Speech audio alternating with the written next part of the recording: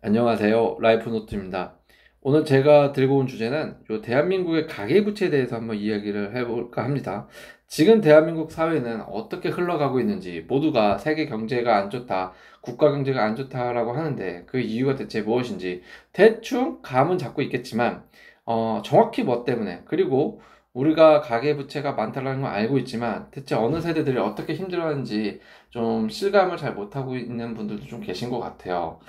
그리고 실제 자기의 가계부채가 매우 이제 건전하지가 못하고 위험성에 도달했는데도 그런 경고를 무시한 채 계속 자신의 대출을 늘리거나 아니면 무리한 경제 생활을 해 나가시는 분들도 좀 있는 것 같아서, 물론 제 주변의 이야기이기도 하고 뭐 들은 얘기도 있지만, 어쨌든 이 주제를 한번 좀 다뤄보고 싶어서 한번 갖고 와봤습니다.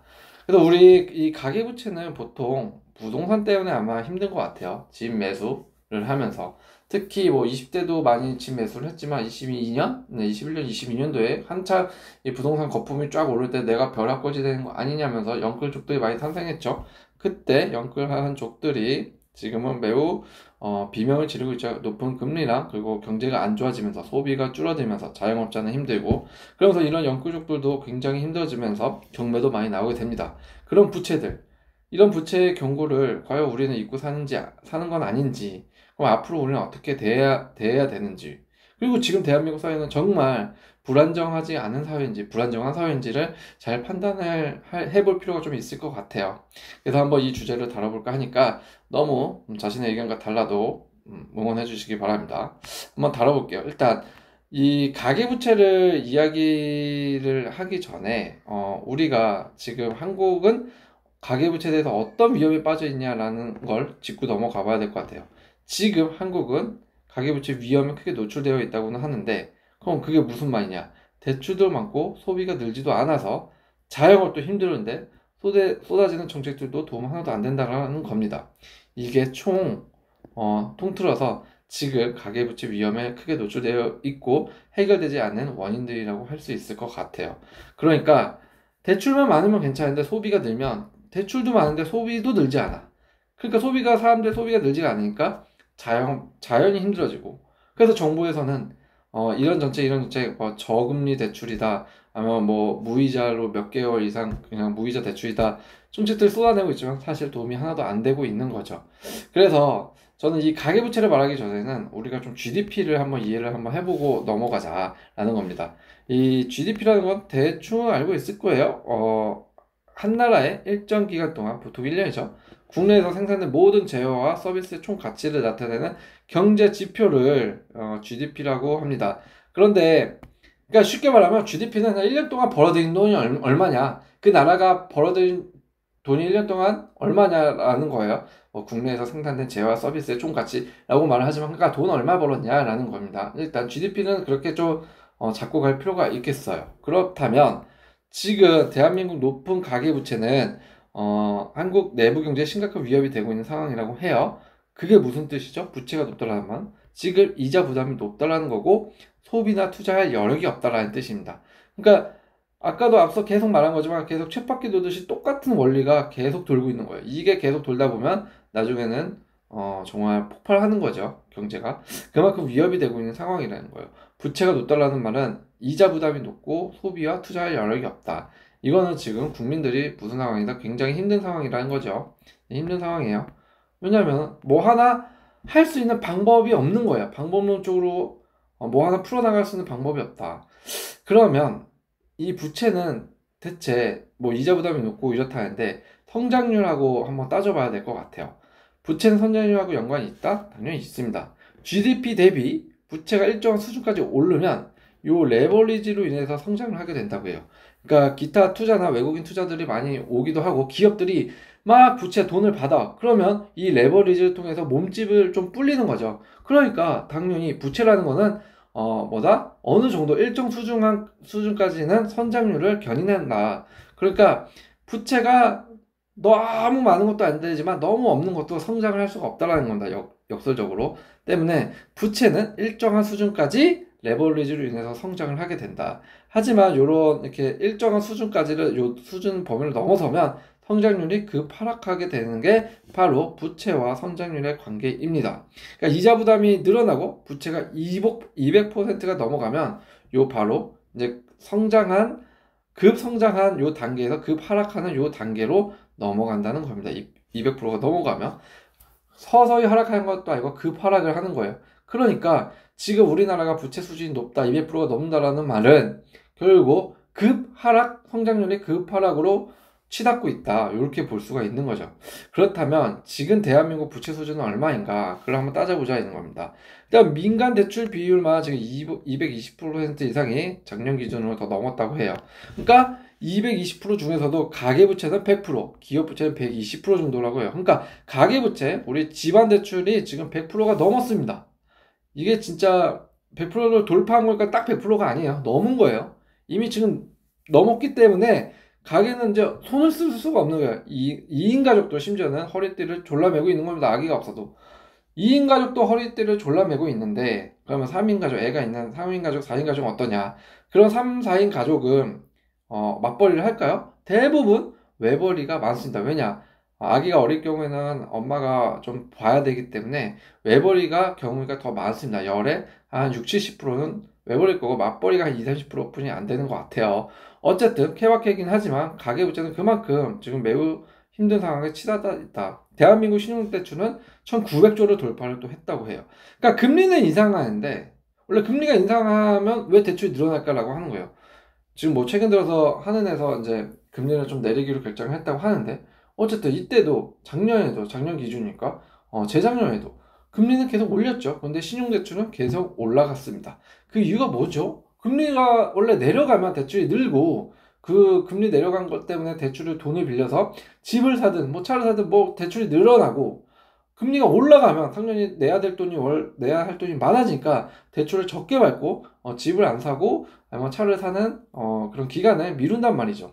그런데 왜 늘어나냐 이거죠. 대한민국은 바로 꿀대출이죠. 주택담보대출이 있기 때문입니다. 대한민국에서는 정말, 해외에서는 볼 수 없는 이 주택담보대출, 누가 만든 대출인지 참 잘 만들었어요. 어떻게 보면 서민을 위한다고 만든 거지만 사실 서민을 위한 건지가 참 궁금한 대출이기도 합니다. 어쨌든 금리가 올라가는데도 대출을 견인한 거, 그리고 개인 신용대출 1900조를 돌파하게 한 원인은 이 주택담보대출이다. 분명한 거는 이 대출이 있는 한 한국 부채는 절대 줄어들지 않을 것입니다. 왜냐? 안 받으면 바보니까, 안 사면 바보니까, 안 받고 안 사면 바보가 되는 나라다 보니까 주택담보대출은 필수입니다. 4대 보험 되고 빚 없고, 그리고 죄송합니다, 빚도 없고 이제 돈도 벌이가 많다, 집도 한 채 더 있다, 그러면 갭 투자 아니면 내가 한 채 샀어도 와이프 명의로 한 대 더, 이런 식으로 주택담보대출은 계속 받으면 받을수록 그들을 더 배를 불려주는 그런 방식의 대출이 되어버린 거죠. 사실 서민들이 집 사는데 조금 문제없이 사라고 만든 대출이라고는 하지만 이게 정말 누구를 위한 대출인지가 조금 궁금해지는 거죠. 대한민국은 지금 그런 나라입니다. 그렇다면 주택담보대출 비율은 어떻게 흘러가냐? 지금 보면 요게 이제 가계대출, 주택담보대출, 일반 신용대출이 있는데, 요게 일반 신용대출이고 가계대출이고 주택담보대출입니다. 이미 지금 요 21년, 22년, 요 22년에서 23년 요 넘어간 순간에는 주택담보대출이 정말 쭉 여기서 치솟았죠. 그리고 지금 요게 25년도에서도 24년도에서도 약간 금리가 상승하는 곡선에서 살짝 내려갔지만 지금 다시 상승 중에 있는 상황입니다. 계속 상승을 하겠죠. 주택담보대출이 이렇게 좀 떨어져야 안정적일 수가 있을 텐데 주택담보대출이 지금 계속 이렇게 올라가는 형태 추세이다. 그러니까 뭐 신용대출도 올라가고, 신용대출은 오히려 급하강을 했죠. 그리고 가계대출도 요 구멍에서는 살짝 꺾였지만 주택담보대출은 절대 꺾이지는 않고 있다. 그냥 주춤한 수준에서 지금 이렇게 올라가고 있는 상태이다. 계속 올라가고 있다.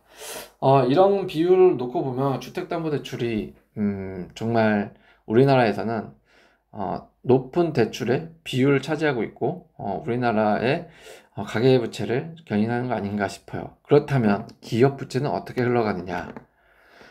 2018년 이후부터는 기업 부채는 1000조 이상이 증가했다고 합니다. 네. 요때죠. 네, 요때부터는 쭉 오르면서 기업 부채도 지금 엄청나게 100% 이상이 된 겁니다. 18년 이후부터는 계속 기업도 더 이상 성장을 하지 않고 돈만 빌려대고 있는 거예요. 그렇기 때문에 뭐 가게나 기업이나 놓고 보면 지금 대출 비율만 놓고 보면 굉장히 지금 100%가 다 넘어가고 있는 상황이라서 1900조에 1000조. 아까 그 말씀을 좀 드렸지만 참 어느 하나 기업이나 개인이나 가게나 지금 대출 비율이 낮아지고 있는 형태는 절대 아니다. 이렇게 계속 올라가다는 정말 집값이고 뭐고 다 떠나서 모두가 망하는 시나리오가 정말 나올 수도 있어요. 그렇기 때문에 이 기업들도 지금 부채 조정을 해야 된다. 그렇다면 금융권 부동산업 대출 비율을 좀 볼 필요가 있을 것 같은데요. 금융권 부동산업의 대출 비율만 놓고 보면 17년에서 23년 사이에 300조가 증가했다고 합니다. 그러니까 앞에 나온 1000조 부채 중에서 요 300조만 부동산업 대출인 거예요. 1000조 중에서. 네. 그러니까 엄청난 거죠. 진짜 3분의 1 이상. 기업 부채 1000조에서 1000조가 증가했는데 그 중에 3분의 1이 부동산업이다. 대출이. 정말 심각한 겁니다. 이거는 이례적입니다. 전 세계적으로 주요 국가들을 봐도 이거는 그 비율이 어마어마하다고 할 수가 있는데, 그렇다면 주요 세계국들과 비교를 해보자 이거예요. 한국이 1위죠. 당연히 GDP 대비 부동산업 대출 비율이 1위입니다. 24% 제일 높고요. 2위가 의외로 호주네요.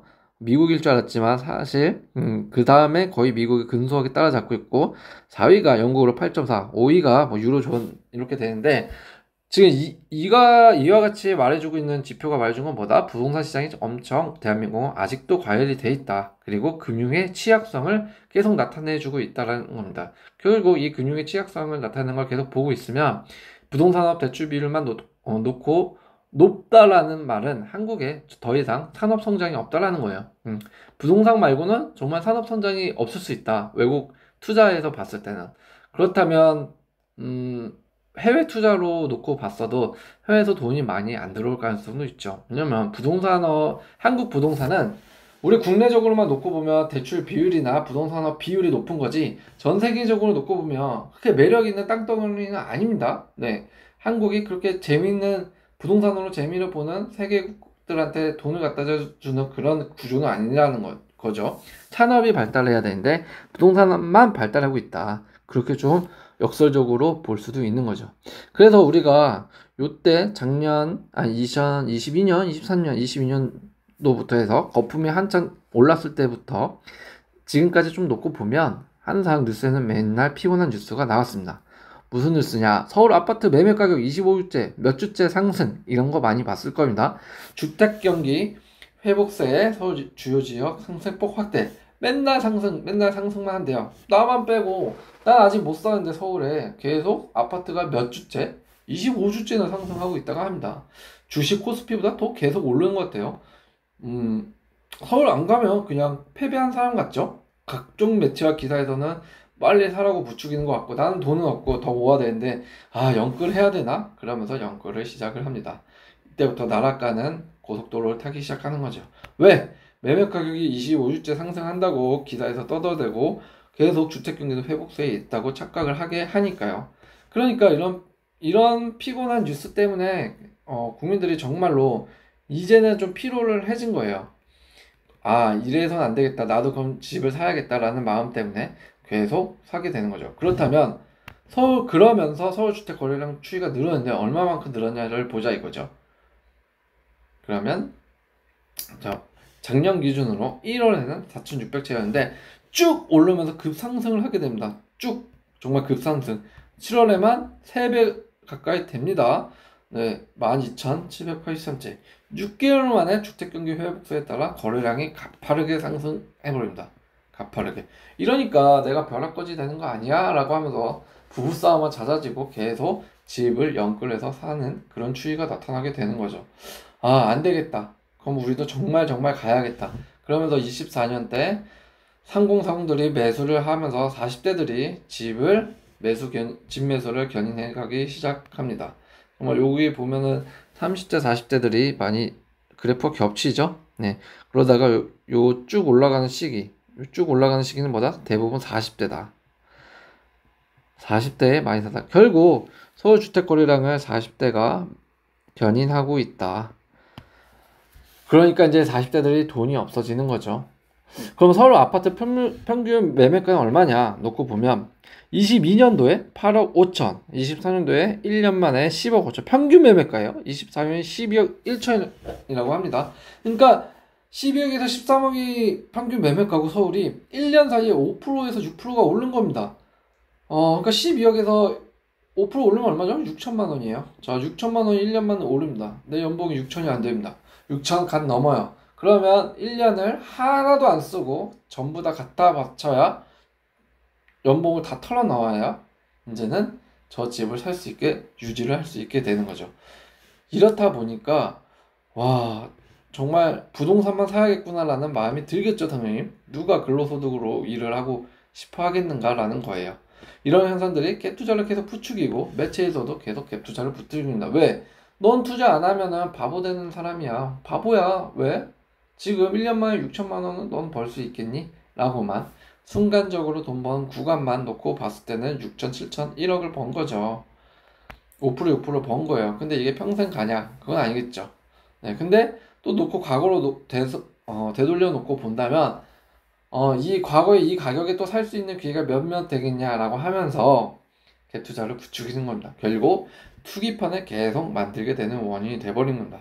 성실히 일한다만 바보가 되는 사회. 성실한 사람만 바보가 됩니다. 정말. 그런데 이런 사회는 누가 만들었죠? 하나님이 만든 게 아닙니다. 우리가 만든 사회입니다. 우리가 투기를 하고 믿지 못하고 서로 위아래가 분명한 사회에 살면서 서로를 무시하는 사회를 살다 보니 무엇이라도 하나를 잡고 성공하려는 우리의 마음이 낳은 결국 투기판이다. 그러면 대한민국 부동산 시장을 안정화시키고 부채를 지킬 수 있는 좋은 정책들이 나오겠느냐? 앞서 말했듯이 기업과 사람들이 엄청난 큰 돈이 들어가 있는 시장이에요. 그래서 하락하면 경제가 당연 급하락했죠. 왜냐면 지금 부채를 지어서 잔뜩 성장시켜 놨는데 네, 정말 성장인지는 모르겠는데 어쨌든 산업화 사회를 지금 잔뜩 기업이며 개인이며 돈을 벌었는데 버는 족족 대출을 받아서 부채를 받아서 이렇게 성장을 시킨 부동산 시장이 있는데 과연 이게 하락을 하면 이 사람들이 다 죽겠죠. 내가 주담대를 5% 6% 비싸게는 7%로까지 빌려서 왔는데 부동산 시장이 그 이상 떨어지면 이득이 아니잖아요. 그렇죠? 마이너스죠. 그렇다면 과연 그걸 누가 바랄까? 과연 정치권에 계신 분들은 더 저리로 받았을까? 대출을 1%로 받았을까요? 그런 생각도 해볼 수가 있고요. 어쨌든 이렇게 높은 금리로 받은 사람들이 굉장히 많은데 휘청거린다 대한민국은. 그렇기 때문에 과연 좋은 정책이 쏟아질 수 있을까? 저는 조금 회의적이라고는 봅니다. 기대를 해봐야긴 해야겠죠. 그럼 대한민국 22년부터는 GDP가 결국 급감하고 있고 자영업은 하락하고 있습니다. 집을 매수한 40 세대들은 소비 여력이 없죠. 돈이 없어요. 이제 주머니에 대출만 받았기 때문에. 자영업은 힘들어서 소비 여력이 더 없고요. 자, 돈을 써줄 사람은 없습니다. 누가 써주겠습니까? 기업만 써줄까요? 기업은 지금 허리띠 졸라매기에 들어가기 시작하죠. 구조조정이 들어가기도 하고요. 아니면 정년이 매우 짧아지기도 합니다. 왜냐하면 부채로 많이 키워놨기 때문이죠. 대출만 늘어나는 시대가 결국 되어버렸는데요. 모르겠어요. 제가 이걸 설명하면서도 대한민국이 정말 심각한 사회구나. 물론 전 세계적으로도 좋지 않은 상황이라고는 계속하지만 더 심각한 사회인 것 같습니다. 대출도 좀 건강한 대출이 있죠. 정말 필요한 금액만 딱 대출을 받으면 건강할 거예요. 제 채널을 봐주시는 여러분들도 꼭 너무 무리한 대출로 부동산이 아니더라도 대출로 힘들어하지 마시고 행복한 다른 무언가는 대체 무엇인가 삶의 의미를 한번 생각해 봤으면 좋겠네요.